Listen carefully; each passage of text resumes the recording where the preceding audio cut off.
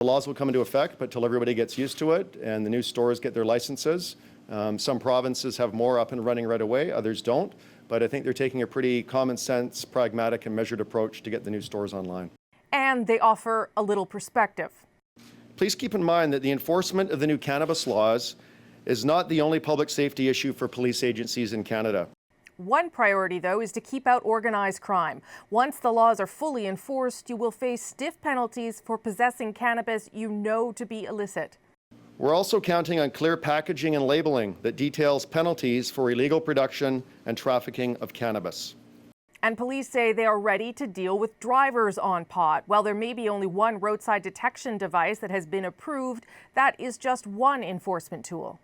13,000 officers across the country are now trained in field sobriety testing. That will increase to 20,000 in the next few years. In addition, 833 officers have received further specialized training as drug recognition experts. The goal is to train 500 more. But when it comes to prosecuting drivers who are dangerously stoned, there could be a potential roadblock in the system. CBC News has learned that the RCMP has some trepidations about the part it plays in this. And Catherine Cullen has the exclusive details tonight. As legalization kicks in, this could become a more common sight, and that could have some big consequences. In a document obtained by CBC News through access to information, the RCMP predicts its labs will go from processing about 550 samples a year of blood or urine from potentially impaired drivers to around 6,400 a few years later. That's nearly a 12-fold increase. The first thing that goes through my head is that that's going to be completely unmanageable for the RCMP labs. The RCMP's labs do testing for police forces across the country, excluding Ontario and Quebec. Police can ask for a blood or urine sample if a driver fails an evaluation by specially trained police officers. Already, it takes 130 days to process a sample. This raises concerns about even greater delays in an already bogged down court system.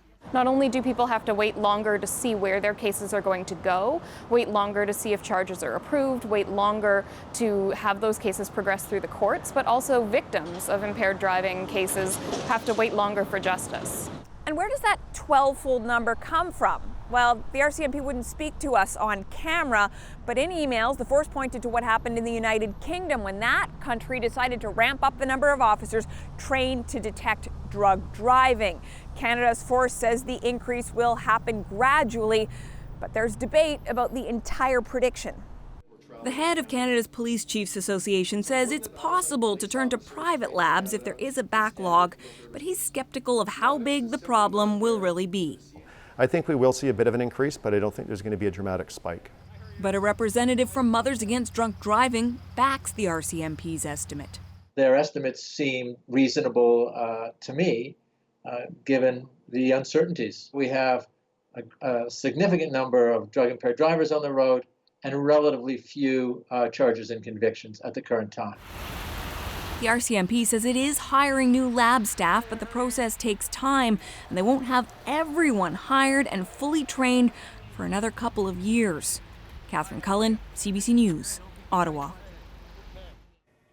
Now, cities across the country are taking cannabis regulations into their own hands. For smokers in Halifax, that now means they won't be able to light up in public spaces altogether. Instead, they will have to use designated smoking areas. And that's not just for pot, it also targets cigarettes. The sweeping ban, which comes into effect today, is the most restrictive in the country. But as Brett Ruskin explains, the rollout hasn't exactly been smooth. They should have thought about this a lot more than what they have. Ruth Ann Murphy knew the smoking ban was coming, but like most Halifax smokers, had hoped to have at least a few spots to still light up. Everybody's carrying on as usual. That's all we can do. So people are not following the law? No, nobody's following the law. Everybody I know that smokes is still going outside and smoking. The ban covers all smoking on all municipal property. That means no cigarettes, vaping, or cannabis on any sidewalk. But here's the problem. The city promised designated smoking areas. When today's ban came down, each area was far from the downtown core.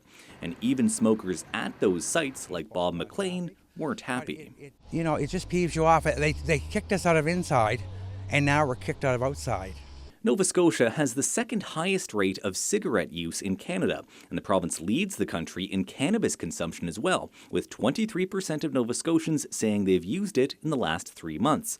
With all those smokers, city staff say more designated smoking areas are coming. Meanwhile, officials are asking non-smoking residents to please not call police on smokers walking down the street. They plan to ticket only the worst offenders. If people continue to want to flaunt the law, and after many warnings, then we may have to impose the fine. And if those fines are imposed, they would range between $25 and $2,000. As for the downtown smokers with few places to light up, city officials say they plan to open 24 new spaces across the city by the end of the week. Brett Ruskin, CBC News, Halifax. Okay, so that's Halifax, but the rules vary in different provinces and cities. For example, in Montreal, you'll be able to smoke pot wherever cigarettes are allowed, and that includes most parks. Broadly speaking, Ontario has the same rules, but individual cities can put more restrictions in place. Take Ottawa. It's banned cannabis from city parks, hospital grounds, and within close proximity to schools. Those same rules will apply in BC, where consuming cannabis won't be allowed in vehicles and playgrounds. Calgary is planning to go even further. Recreational pot will be prohibited in any of the city's public spaces.